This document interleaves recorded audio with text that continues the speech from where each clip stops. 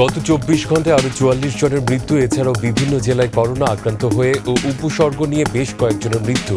উদ্বেগজনক হারে বাড়ছে আক্রান্তের সংখ্যা। রাজশাহীর গোদাগাড়িতে ২ ট্রাকের সংঘর্ষে বিজিবির ২জন ল্যান্স নায়ক নিহত, আহত হয়েছেন ১৭ জন। বিদেশি সবজি ক্যাপসিকামের জনপ্রিয়তাও বাড়ছে বাংলাদেশে। যশোরের বাঘারপাড়ায় অর্গানিক পদ্ধতিতে প্রাথমিকভাবে শুরু হয়েছে এই সবজি চাষ।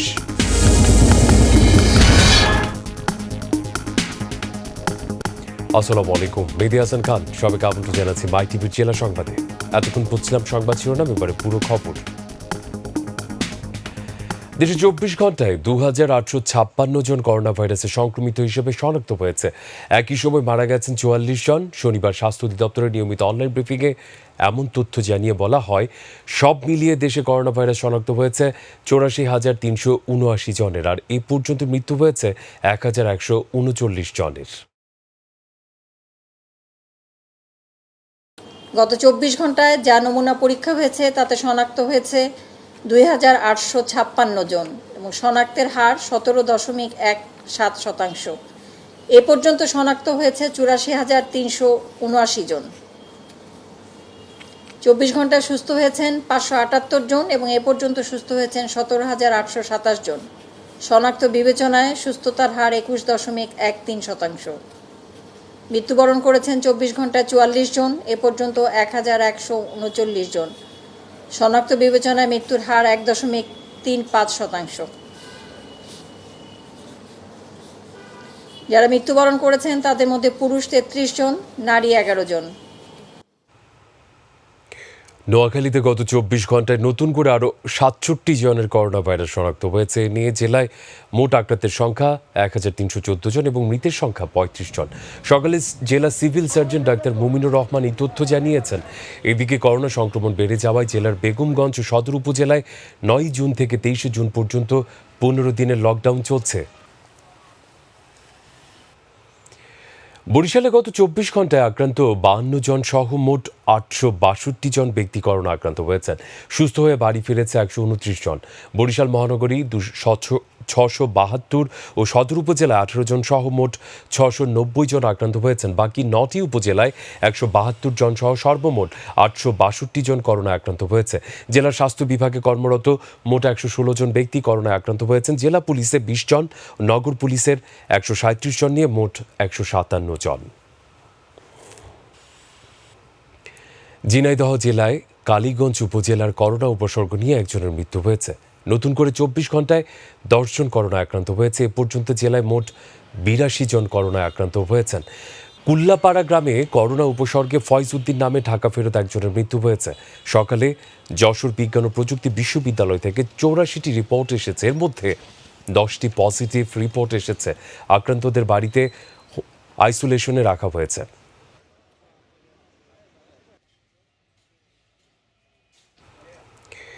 এদিকে গত ২৪ ঘন্টায় নতুন করে প্রাণঘাতী করোনা ভাইরাসে এক চিকিৎসক, এক স্বাস্থ্যকর্মী, উপজেলা সহকারী শিক্ষা অফিসার এবং ব্যাংক কর্মকর্তা সহ ১৯ জনের নমুনা পরীক্ষায় সংক্রমণ শনাক্ত হয়েছে। জামালপুর সিভিল সার্জন প্রণয়কান্তি দাস জানান, ময়মনসিংহ মেডিকেল কলেজ ল্যাবের নমুনা পরীক্ষায় ১৯ জন করোনা শনাক্ত হয়। নতুন করে করোনা আক্রান্ত হয়েছে জামালপুর সদরে ৯, মেলান্দহে ৪, মাদারগঞ্জ ১, দেওয়ানগঞ্জে ৫ জন। জেলায় মোট আক্রান্তের সংখ্যা দাঁড়ালো ৪০৪ জনে। করোনা আক্রান্ত হয়ে মানিকগঞ্জে আরও ২ জনের মৃত্যু হয়েছে। শুক্রবার রাতে তাদের মৃত্যু হয়েছে নিশ্চিত করেছে হাসপাতালের তত্ত্বাবধায়ক। নিহতের একজনের বাড়ি ঢাকা জেলার ধামরাই উপজেলায় ও অপরজনের বাড়ি কুষ্টিয়া জেলায়। এই নিয়ে জেলায় করোনা আক্রান্ত ৫ ব্যক্তির মৃত্যু হলো এবং করোনা উপসর্গ নিয়ে জেলায় ১৫ জনের মৃত্যু হয়েছে। এদিকে গত ২৪ ঘন্টায় মানিকগঞ্জে আরও ১৭ জনের দেহে করোনা শনাক্ত হয়েছে। টাঙ্গাইলের আরও ১৩ জন করোনা আক্রান্ত হয়েছেন। এর মধ্যে সদর উপজেলায় ২ জন, মির্জাপুর উপজেলায় ৯ জন, নাগরপুর উপজেলায় ১ জন, ঘাটাইল উপজেলায় ১ জন রয়েছে। এই নিয়ে জেলায় আক্রান্তের সংখ্যা দাঁড়ালো ২৯৬ জনে। টাঙ্গাইলের civil surgeon doctor Mohammad Wahiduzzaman বিষয়টি নিশ্চিত করেছেন।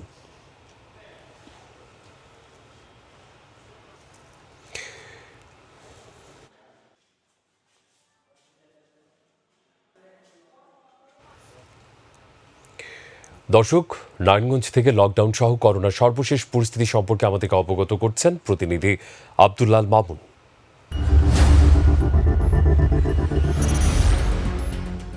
জি, ধন্যবাদ আপনাকে।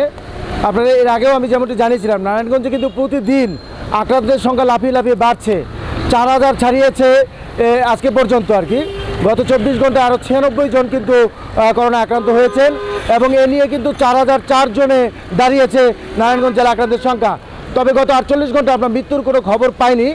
মৃত্যুর সংখ্যাটা কিন্তু সেই 94 জনেই রয়ে গেছে। তো পাশাপাশি আপনারা জানেন, নারায়ণগঞ্জের কিন্তু রূপগঞ্জ ইউনিয়ন পরিষদকে লকডাউন করা হয়েছে। 14 থেকে 21 দিন সেই লকডাউন কার্যক্রম চলবে বলে জানিয়েছেন সিভিল সার্জন ইমতিয়াজ আহমেদ। তো পাশাপাশি নারায়ণগঞ্জে কিন্তু আজকে বৃষ্টি হচ্ছে, সকাল থেকেই, গতকালকেও বৃষ্টি হয়েছে। তো এর মধ্যে কিন্তু মানুষের চলাচল আমরা কম দেখতে পেয়েছি এবং নবীগঞ্জ, হাজীগঞ্জ ফেরিঘাট প্লাস বন্দরের যে ফেরিঘাট রয়েছে, ঘুরাঘাট রয়েছে, সেখানে কিন্তু মানুষ নৌকায় পর্যাপ্ত পরিমাণে মানুষ কিন্তু পার হচ্ছে, স্বাস্থ্যবিধি মানছেন না আমরা দেখেছি। তো পাশাপাশি নারায়ণগঞ্জে কিন্তু 300 শয্যা হাসপাতালে যে আপনার আইসোলেশনের যে সেন্টার করার কথা ছিল এবং আইসিইউ বেড বসানোর কথা ছিল, সেগুলো কিন্তু এখনও প্রস্তুত হয়নি বলে আমাদেরকে জানিয়েছেন হাসপাতালের যে চিকিৎসা তত্ত্বাবধায়ক জনাব গৌতম সাহা। তো এই ছিল আমার কাছে নারায়ণগঞ্জ থেকে সর্বশেষ। মামুন, আপনাকে ধন্যবাদ। এদিকে দ্বিতীয় দফায় কক্সবাজার জেলার উপজেলা ও পৌরসভাগুলো 14 দিনের লকডাউনে আজ 8ম দিন চলছে। গত 6 জুন থেকে কক্সবাজার সদর রেড জোনের আওতায় 10টি ওয়ার্ড লকডাউন শুরু হয়। এছাড়া পর্যায়ক্রমে চকরিয়া, উখিয়া ও টেকনাফ উপজেলা সহ আরও 2টি পৌরসভা রেড জোন চিহ্নিত করে চলছে লকডাউন। এইদিকে উখিয়ার 34টি রোহিঙ্গা ক্যাম্পে আজ পর্যন্ত করোনা রোগী শনাক্ত হয়েছে 37 জন, এর মধ্যে মৃত্যু হয়েছে 2 জনের। জেলা প্রশাসক মোহাম্মদ কামাল হোসেন জানান, রেড জোনে লকডাউন বাস্তবায়নে সব রকমের ব্যবস্থা নেওয়া হয়েছে। এছাড়াও এই অর্থ বছরের বাজেটে কক্সবাজারবাসীর জন্য আরও উন্নত চিকিৎসার ব্যবস্থার কথা জানালেন সংসদ সদস্য সাইমুম সরওয়ার কমল। গত 24 ঘন্টায় সাতক্ষীরায় নতুন করে এক ব্যাংক কর্মকর্তা সহ 5 জনের করোনা পজিটিভ শনাক্ত হয়েছে। খুলনা পিসিআর ল্যাব থেকে পাঠানো এক রিপোর্টে এই তথ্য জানানো হয়। এ নিয়ে সাতক্ষীরায় আজ পর্যন্ত মোট 66 জন করোনা শনাক্ত হয়েছে। সাতক্ষীরা সিভিল সার্জন অফিসের মেডিকেল অফিসার ডাক্তার জয়ন্ত সরকার বিষয়টি নিশ্চিত করেন।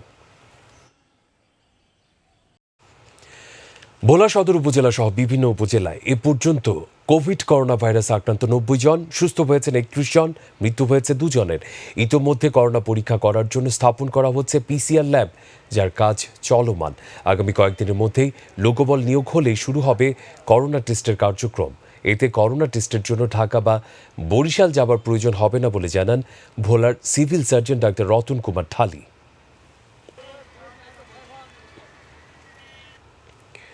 করোনা উপসর্গ নিয়ে গতরাতে ময়মনসিংহের এসকে হাসপাতালের আইসোলেশনে চিকিৎসাধীন ফুলপুরের সাদিপুর রহমান নামে এক ব্যক্তি মারা গেছেন। এদিকে গত 24 ঘন্টায় ময়মনসিংহ মেডিকেল কলেজ ও হাসপাতালের 12 জন স্বাস্থ্যকর্মী, সদরে 4 জন, ভালুকায় 12 জন, ত্রিশালে 6 জন, ফুলপুরে 6 জন সহ নতুন করে আরও 47 জনের করোনা পজিটিভ হয়েছে। এ নিয়ে জেলায় করোনায় আক্রান্তের সংখ্যা দাঁড়ালো 897 জনে। নীলফামারীতে উদ্বেগজনক হারে বাড়ছে কোভিড-19 সংক্রমণের সংখ্যা। গত 24 ঘন্টায় নীলফামারীর পৌরসভার কলেজপাড়া এলাকায় করোনা ভাইরাস আক্রান্ত হয়ে এক বৃদ্ধের মৃত্যু হয়েছে। নতুন করে আক্রান্ত হয়েছে 12 জন। এ নিয়ে আক্রান্তের সংখ্যা 235 জন ও মৃত্যুর সংখ্যা দাঁড়ালো 5 জনে। তাদের নীলফামারী 250 শয্যা হাসপাতালের আইসোলেশনে রাখা হয়েছে। প্রাণঘাতী কোভিড-19 আক্রান্ত রোগীর শ্বাসকষ্টে বিশেষ প্রয়োজন ভেন্টিলেশন এবং এই যন্ত্রটি না থাকায় হাসপাতালের আইসোলেশনে থাকা রোগীদের আইসিইউ সাপোর্ট দিতে পারছে না হাসপাতাল কর্তৃপক্ষ। এই তথ্য নিশ্চিত করেছেন সিভিল সার্জন রণজিৎ কুমার বর্মন। এদিকে ডিমলা উপজেলাকে লকডাউন ঘোষণা করেছে প্রশাসন। বরিশালের গৌরনদী উপজেলার গত 24 ঘন্টায় নতুন করে 8 জন করোনা ভাইরাসে শনাক্ত হয়েছে। নতুন আক্রান্ত 8 জনের মধ্যে উপজেলা স্বাস্থ্য কমপ্লেক্সের একজন, ইপিআই টেকনিশিয়ান, একজন পরিসংখ্যান কর্মচারী, অ্যাম্বুলেন্স চালক। ইতোমধ্যে আক্রান্ত স্বাস্থ্য সহকারী পরিবারের 4 সদস্য রয়েছেন। বিষয়টি নিশ্চিত করেছেন উপজেলা স্বাস্থ্য পরিবার পরিকল্পনা কর্মকর্তা ডাক্তার সাইদ মোহাম্মদ আমরুল্লাহ। এ নিয়ে উপজেলায় করোনা ভাইরাসে মোট 24 জন আক্রান্ত হয়েছে।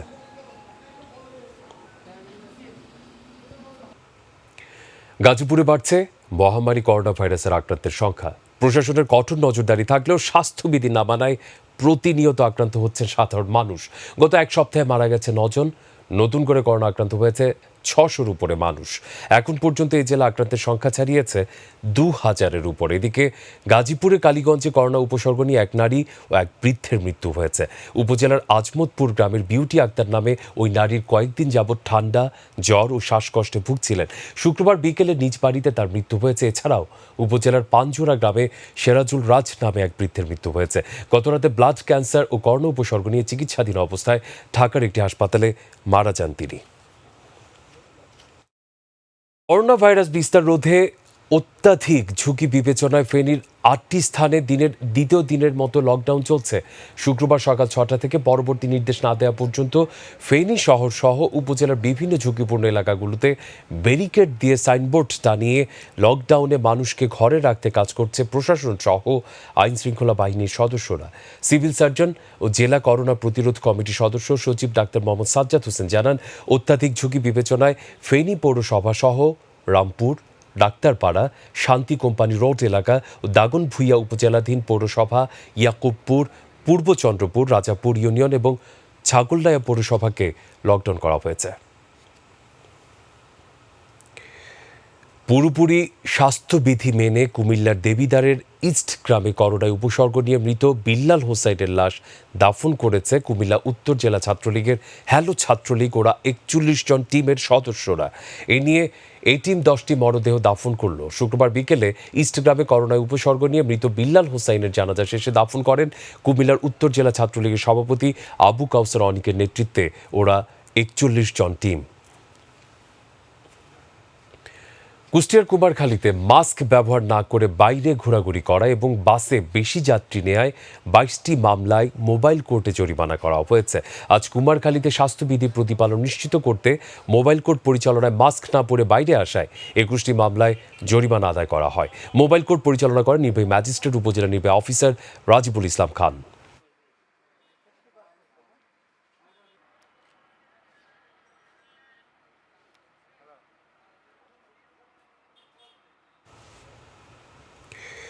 রাজশাহীর গোদাগাড়িতে 2 ট্রাকের সংঘর্ষে বিজিবির 2 জন ল্যান্স নায়ক নিহত হয়েছেন। নিহতরা হলেন ল্যান্স নায়ক জুবায়ের ও ল্যান্স নায়ক আবু সাইদ। এই ঘটনায় আহত হয়েছেন অন্তত 17 জন। আহতদের গোদাগাড়ি স্বাস্থ্য কমপ্লেক্স ও রাজশাহী মেডিকেল কলেজ হাসপাতালে চিকিৎসা দেওয়া হচ্ছে। গোদাগাড়ি মডেল থানার ওসি খায়রুল ইসলাম জানান, সকালে গোদাগাড়ি উপজেলার কলেজ মোড়ে বিজিবির সৈনিকদের বহনকারী ট্রাকের সঙ্গে কাপড় বোঝাই অপর একটি ট্রাকের সংঘর্ষ হয়। এতে ঘটনাস্থলে একজন বিজিবি ল্যান্স নায়ক জুবায়ের মারা যান। পরে রামেক হাসপাতালে মারা যান ল্যান্স নায়ক সাইদ। করোনা ভাইরাসের কারণে 79 দিন বন্ধ থাকার পর শুরু হয়েছে দেশের একমাত্র চতুর্দেশীয় বাংলা বান্ধা স্থলবন্দর দিয়ে আমদানি রপ্তানি কার্যক্রম। সকালে ভারত ও ভুটান থেকে পাথর বোঝাই ট্রাক বন্দরে প্রবেশের মাধ্যমে স্থলবন্দরের কার্যক্রম শুরু হয়। জেলা প্রশাসনের 12টি শর্ত মেনে আজ থেকে বন্দরে আমদানি রপ্তানি কার্যক্রম শুরু হয়েছে। প্রতিদিন এই বন্দরে ভারত ও ভুটানের 100 ট্রাক প্রবেশ করবে। এই সময় তেঁতুলিয়া উপজেলা নির্বাহী অফিসার সোহাগ চন্দ্র সাহা, তেঁতুলিয়া মডেল থানার অফিসার ইনচার্জ মোহাম্মদ জহুরুল ইসলাম, বাংলা বান্ধা স্থলবন্দর পোর্ট ম্যানেজার কাজী আল তারেক, বাংলা বান্ধা স্থলবন্দর আমদানি রপ্তানিকারক অ্যাসোসিয়েশনের সভাপতি মেহেদি হাসান খান, বাবলা সহ কাস্টমস, বন্দর কর্তৃপক্ষ, সিএনএফ এজেন্ট অ্যাসোসিয়েশনের প্রতিনিধিরাও উপস্থিত ছিলেন। নড়াইল সদর উপজেলার ভদ্রবিলা ইউনিয়নের শ্রীফলতলা ছাগলছিড়া গ্রামে বিদ্যুৎস্পৃষ্ট হয়ে স্বামী স্ত্রীর মৃত্যু হয়েছে। ভদ্রবিলা ইউনিয়নের 6 নং ওয়ার্ড ইউপি সদস্য জানান, ছাগলছিড়া গ্রামের কৃষক মুসা শিকদার সকাল 6টার দিকে বস্তা ভর্তি ধান মাথায় করে নেওয়ার সময় ঘরের বারান্দায় কাপড় শুকানো তারের সাথে তিনি বিদ্যুতায়িত হন। তাকে বাঁচাতে গিয়ে স্ত্রী রাবেয়া বেগমও বিদ্যুৎস্পৃষ্ট হয়ে ঘটনাস্থলে মৃত্যুবরণ করেন। কৃষক মুসা মিয়ার বাড়ির বিদ্যুৎ সংযোগের থেকে টিনের ঘরটি বিদ্যুতায়িত হওয়ায় এই দুর্ঘটনা ঘটে বলে জানিয়েছে এলাকাবাসী। ঝিনাইদহে তুচ্ছ ঘটনাকে কেন্দ্র করে এক ব্যক্তিকে কুপিয়ে হত্যার ঘটনা ঘটেছে। গেল রাতে কালীগঞ্জ উপজেলার দৌলতপুর গ্রামে ঘটনা ঘটে। পুলিশ জানায়, পাওনা টাকা চাওয়াকে কেন্দ্র করে 2 দিন আগে দৌলতপুর গ্রামে শাহিন হোসেন ও বিশারত মণ্ডলের বাগবিতণ্ডা ঘটে। বিষয়টি আমিরুল ইসলাম মিটিয়ে দিলে শাহিনোর সাথে আমিরুলের কথা কাটাকাটি হয়। এরই জের ধরে রাতে বাজার থেকে বাড়ি ফেরার পথে আমিরুলকে কুপিয়ে গুরুতর আহত করে পালিয়ে যায় শাহিন। তাকে উদ্ধার করে কালীগঞ্জ উপজেলা স্বাস্থ্য কমপ্লেক্সে নিয়ে আসলে চিকিৎসক তাকে মৃত ঘোষণা করে।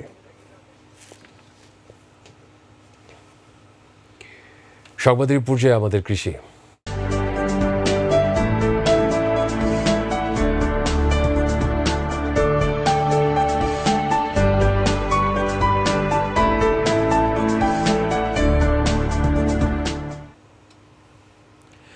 প্রধানমন্ত্রী শেখ হাসিনার আহ্বানে সাড়া দিয়ে প্রতিটি বাড়ির আঙ্গিনায় সবজি ও পুষ্টি বাগান গড়ে তোলার আহ্বান জানিয়েছেন সংস্কৃতি বিষয়ক প্রতিমন্ত্রী KM খালিদ।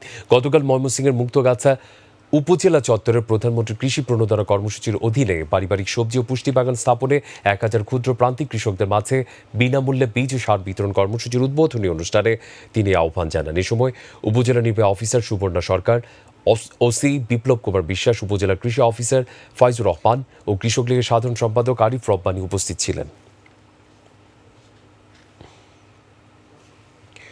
বিদেশি সবজি ক্যাপসিকাম যার জনপ্রিয়তা বাড়ছে বাংলাদেশেও। চলতি বছরের জানুয়ারির প্রথম দিকে বাঘারপাড়া পৌরসভা এলাকায় ভিডিও চ্যানেল দেখে ক্যাপসিকাম চাষে উদ্বুদ্ধ হয়েছিল তরুণ দুই উদ্যোক্তা।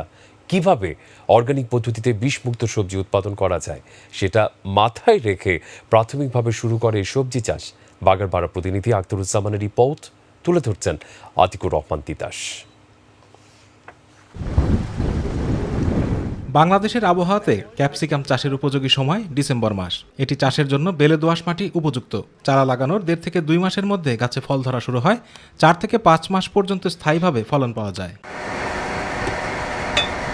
যশোরের বাঘারপাড়ায় ব্যতিক্রমী কৃষিপণ্য উৎপাদনের স্বপ্ন নিয়ে দুই তরুণ শুরু করে ক্যাপসিকাম চাষ। অন্যান্য সবজির চেয়ে খরচ অনেকটা কম। এছাড়া বড় বড় রেস্টুরেন্টগুলোতে রয়েছে ক্যাপসিকামের ব্যাপক চাহিদা।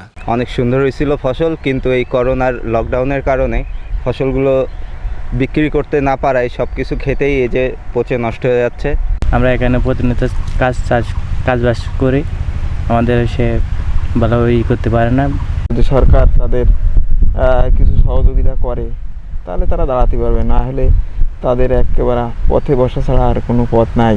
ক্যাপসিকাম চাষে প্রথম পর্যায়ে যখন সাফল্য আসা শুরু হয়, তারপরই মহামারী করোনা ভাইরাস পরিস্থিতিতে চাষাবাদ থমকে যায়। বাজারজাত করার অভাবে শত শত কেজি ক্যাপসিকাম জমিতে পচে গেছে। ফলে 2.5 থেকে 3 লক্ষাধিক টাকার ক্ষতি হয়েছে বলে জানান কৃষকরা।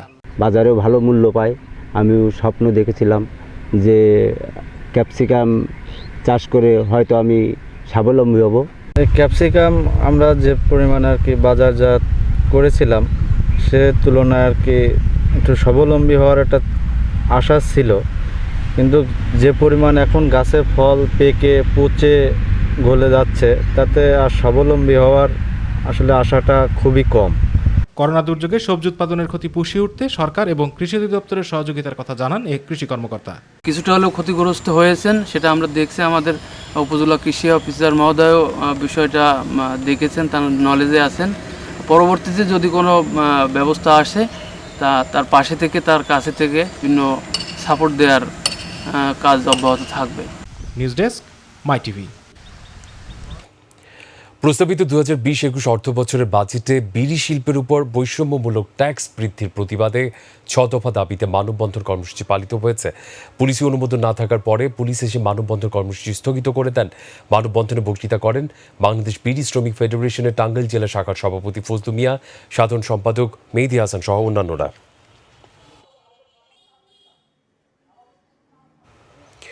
2020-21 অর্থ বছরের প্রস্তাবিত বাজেটে বৈষম্যমূলক ট্যাক্স নীতির প্রতিবাদে ময়মনসিংহ মানববন্ধন কর্মসূচি পালিত হয়েছে।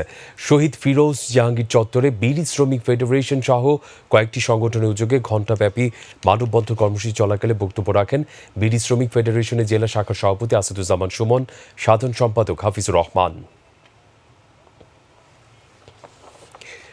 চট্টগ্রাম সিটি কর্পোরেশনের মেয়র আজম নাসির উদ্দিন বলেছেন, করোনা ভাইরাস কবলিত বৈশ্বিক মহামারীতে অর্থনীতির উপর যে ধস নেমেছে তার প্রভাব বাংলাদেশে পড়লেও ভেঙে পড়ার কোনো কারণ নেই। চট্টগ্রাম হালিশহর রামপুর ওয়ার্ডস্থ প্রতিবন্ধী কল্যাণ সংস্থার 300 অসহায় পরিবারের মাঝে প্রধানমন্ত্রীর ত্রাণ সামগ্রী উপহার তুলে দেওয়ার সময় এসব কথা বলেন সিটি মেয়র। এ সময় কাউন্সিলর এরশাদুল্লাহ, সিটি মেয়রের একান্ত সচিব মোহাম্মদ আবুল হাসিম সহ অন্যান্যরা উপস্থিত ছিলেন। জাতির পিতা বঙ্গবন্ধু শেখ মুজিবুর রহমানের জন্মশতবার্ষিকী উপলক্ষে গর্ভবতী মায়েদের স্বাস্থ্যসেবা ক্যাম্প অনুষ্ঠিত হয়েছে। দুপুর থেকে বিকেল পর্যন্ত চাঁদপুর স্টেডিয়ামের ভিআইপি প্যাভিলিয়নে এই স্বাস্থ্যসেবা প্রদান করা হয়। বাংলাদেশ সেনাবাহিনীর কুমিল্লা এরিয়ার 44 পদাতিক ব্রিগেডিয়ার ব্যবস্থাপনায় ও 35 ফিল্ড অ্যাম্বুলেন্সের সহযোগিতায় মেডিকেল ক্যাম্পে গর্ভবতী মহিলা সহ বিভিন্ন রোগে আক্রান্ত নারী ও পুরুষের মাঝে স্বাস্থ্যসেবা দেওয়া হয়। এই সময় উপস্থিত ছিলেন 35 ফিল্ড অ্যাম্বুলেন্সের অধিনায়ক লেফটেন্যান্ট কর্নেল নাজমুল হুদা, মেজর খায়রুল ইসলাম, গাইনি বিশেষজ্ঞ মেজর আসমা, ক্যাপ্টেন আয়েশা সিদ্দিকা সহ চাঁদপুর জেনারেল হাসপাতালের চিকিৎসক বৃন্দ। এদিকে জামালপুরের সরিষাবাড়িতে করোনা ভাইরাস মোকাবেলায় ডাক্তার, পুলিশ ও করোনা ভাইরাসের মৃত ব্যক্তির দাফনের জন্য স্বেচ্ছাসেবকদের মাঝে পিপিই বিতরণ করা হয়েছে। সকালে উপজেলা স্বাস্থ্য কমপ্লেক্সে পিপিই, গ্লাভস ও মাস্ক বিতরণ করেন কেন্দ্রীয় মুক্তিযোদ্ধা যুব কমান্ডারের সহসভাপতি কাউসারুল ইসলাম কাউসার।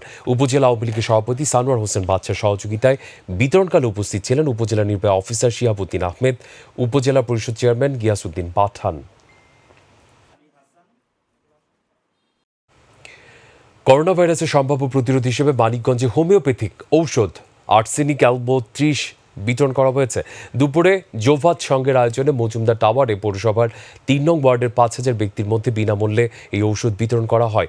পৌর মেয়র গাজী কামরুল হুদা সেলিম, স্থানীয় কাউন্সিলর রতন মজুমদার, প্রেস ক্লাবের সাধারণ সম্পাদক বিপ্লব চক্রবর্তী এ সময় উপস্থিত ছিলেন।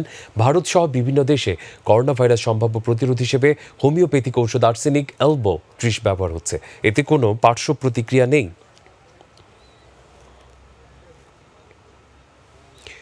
নারায়ণগঞ্জের ফতুল্লায় বিদ্যুৎ বিল পাওনা নিয়ে বাক বিতন্দার জেরে সিরাজুল ইসলাম নামের এক ব্যক্তিকে পিটিয়ে হত্যার অভিযোগ উঠেছে।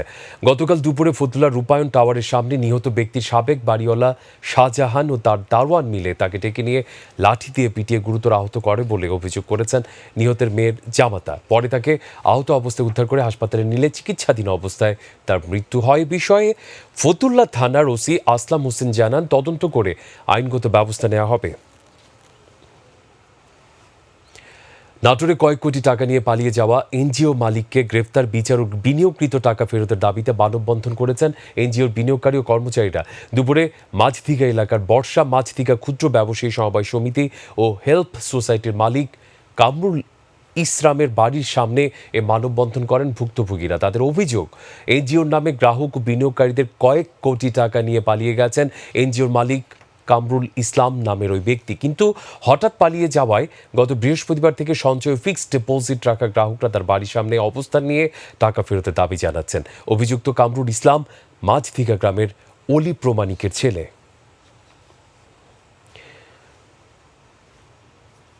দিনাজপুরের ফুলবাড়ী উপজেলার শিবনগর ইউনিয়নের রামভাদ্রপুর এলাকা থেকে tractor, easy bike, motorcycle, charger van, ধান মাড়াই মেশিন সহ বিভিন্ন জিনিসপত্র চুরি হওয়ায় এলাকাবাসী আতঙ্কিত। তাই এলাকার প্রায় 5 শতাধিক মানুষ চোরের উৎপাত থেকে রক্ষা পেতে প্রশাসনের দৃষ্টি আকর্ষণ করে মানববন্ধন করেন। মানববন্ধনে ভুক্তভোগীরা বলেন, চুরি হয়ে যাওয়া কিছু কিছু জিনিস উদ্ধার হলেও এখনও চোরদের শাস্তি হয়নি। এই সময় চোরদের দৃষ্টান্তমূলক শাস্তিরও দাবি জানান এলাকাবাসী। পিরোজপুরের কাউখালী উপজেলা আওয়ামী লীগ উদ্যোগে পার্বত্য শান্তি চুক্তি বাস্তবায়ন পরিবীক্ষণ কমিটির আহ্বায়ক মন্ত্রী আলহাজ আবুল হাসনাত আবদুল্লাহ এমপির পত্নী ও বরিশাল সিটি মেয়র সাদিক আবদুল্লাহর মা 15 আগস্ট কালো রাতের সাক্ষীঘাতকের বুলেটবিদ্ধ মরহুমা শাহানারা বেগমের রুহের মাগফিরাত কামনায় বিশেষ দোয়া মোনাজাত শুক্রবার বাদ জুমা উত্তর বাজার বাইতুল নূর জামে মসজিদে অনুষ্ঠিত হয়েছে। এই সময় উপস্থিত ছিলেন কাউখালী উপজেলা আওয়ামী লীগের সভাপতি অ্যাডভোকেট আব্দুল শহীদ, সাধারণ সম্পাদক মোহাম্মদ মইনুরুজ্জামান তালুকদার পল্টন, উপজেলা চেয়ারম্যান আবু সাইদ মিয়া মনু সহ আওয়ামী লীগ এবং অঙ্গ সহযোগী সংগঠনের দলীয় নেতাকর্মীরা।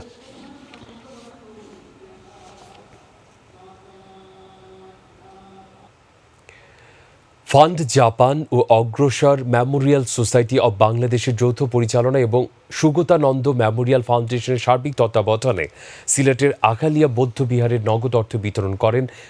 দুপুরে সিলেট বৌদ্ধবিহার প্রাঙ্গণে 20 পরিবারকে করোনাকালীন মানবিক উপহার প্রদান করা হয়।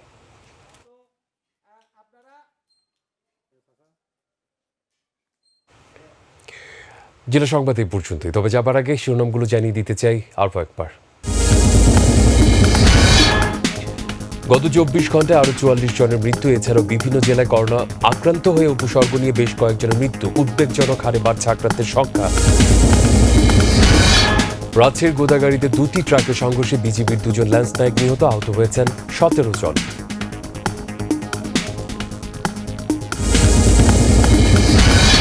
বিদেশি সবজি ক্যাপসিকামের জনপ্রিয়তাও বাড়ছে বাংলাদেশে। যশোরের বাঘারপাড়ায় অর্গানিক পদ্ধতিতে প্রাথমিকভাবে শুরু হয়েছে এই সবজি চাষ।